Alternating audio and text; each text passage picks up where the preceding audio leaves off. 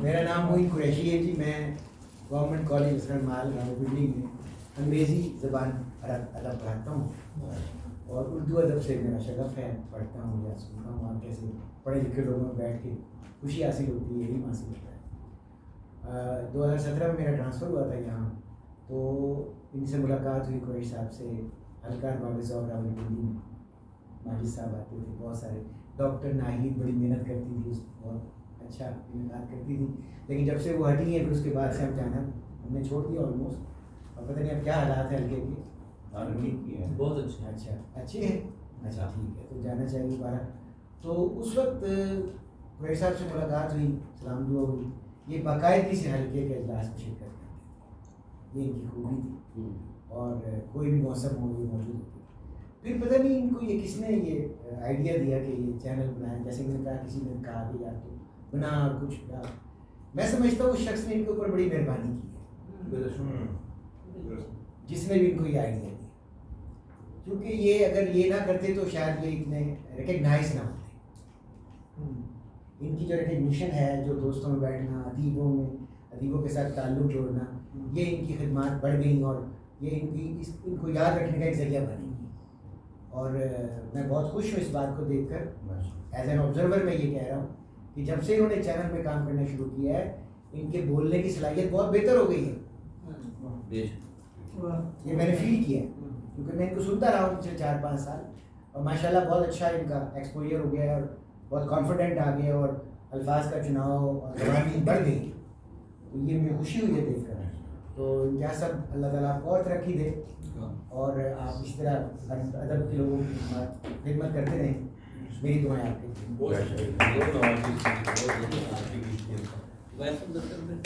عامر صاحب خاموش ہیں بہت دیر سے.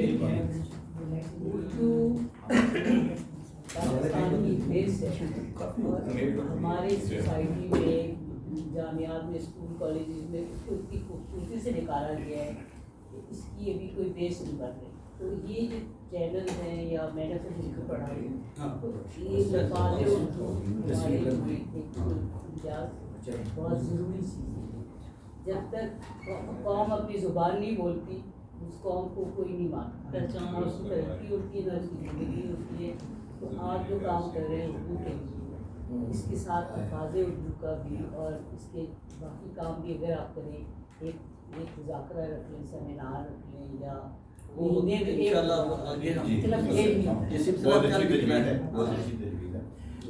رائٹنگ بھی صحیح نہیں ہوتی ہے میرے خیال میں, بہت بھرپور اور توقع سے زیادہ بھرپور گفتگو ہوئی. کامیاب پروگرام ہے جی آج کا. اور بڑی عجیب بات ہے کہ یہ روایت سے بہت ہٹا ہوا پروگرام ہے, اور یہ بڑا اس میں ایک جرت اور بے باکی پائی جاتی ہے اس کے انعقاد میں. یعنی حلقے میں جو اقدام خلیق صاحب نے لیا اور یہ روایت سے ہٹ کر ایک پروگرام انہوں نے منعقد کیا, اور میں سمجھتا ہوں یہ بڑا تاریخ ساز پروگرام ہے. اور یہ تفوق رکھتا ہے اس بہت ہی ٹریڈیشنل سوچ اور ٹریڈیشنل بھاؤ جو حلقے کا رہا ہے, اس سے ہٹ کر ایک نیا ایک موڑ ہے.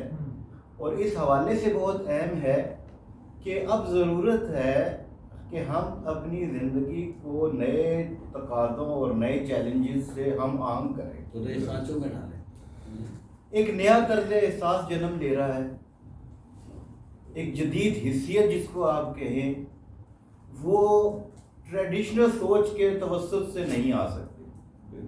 میں نے آغاز میں کہا تھا کہ اب جو ادیب قلم سے کام لے کر معاشرے میں تبدیلی لانا چاہتا تھا وہ بظاہر ناکام نظر آتا ہے, اور کیمرہ جو ہے, جس نے کیمرہ استعمال کیا ہے, وہ تبدیلی بہت ہی فاسٹ اور بہت ہی ریڈیکل چینج وہ لے کر آیا ہے ہمارے ادب میں بھی اور ہمارے معاشرے میں. سوشل میڈیا کا یعنی یہ کمال.